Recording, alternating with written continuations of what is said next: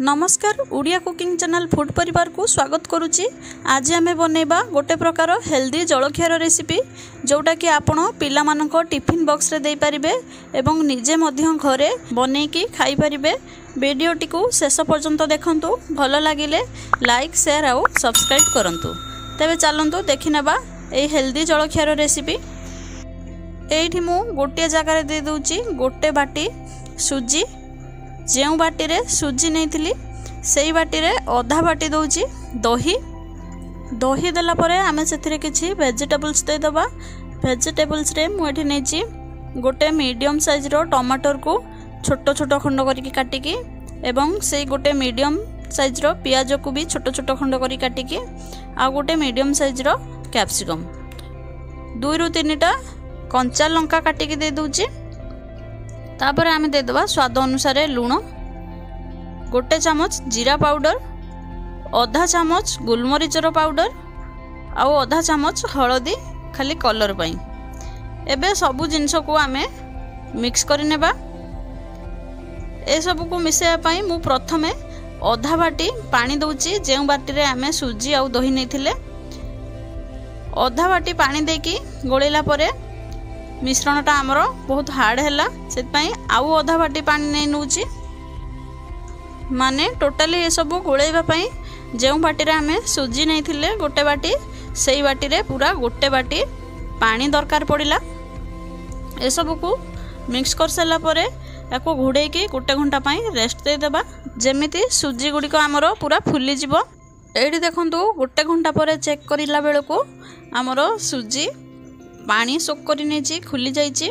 आपण माने भाबुथिबे जदि सुजी पानी सोक करी नेची तो एटा एते सुखिला काहेकि हेई जाइनी, जेमिति गोळैथिले सेमिति रहिची।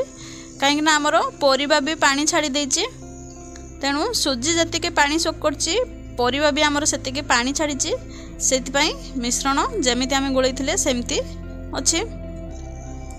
एठी मु नेची 3 पीस ब्रेड।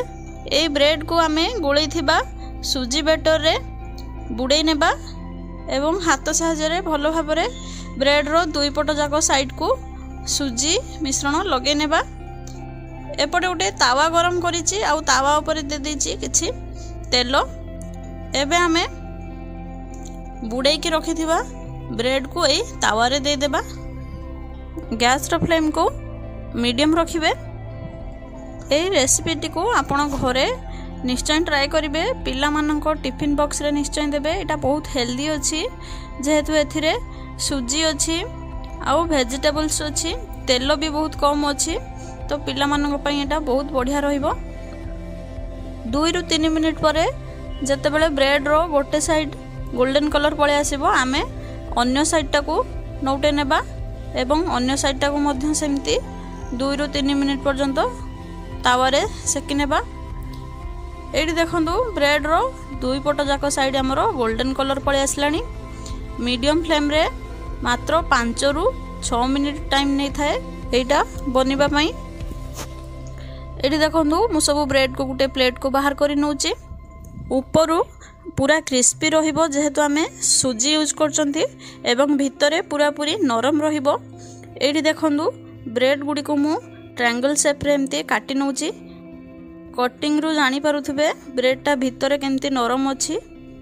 आपण माने मध्य ए रेसिपीटी को घरे निश्चय ट्राई करिवे। आशा करूची आजिर वीडियो आपनको भल लागिथिबो। जदि वीडियो भल लागिची चैनल को लाइक करंतु, शेयर करंतु आउ सब्सक्राइब करंतु। देखा हेबा आ गुटिए नुवा रेसिपी सहित। रहुची नमस्कार।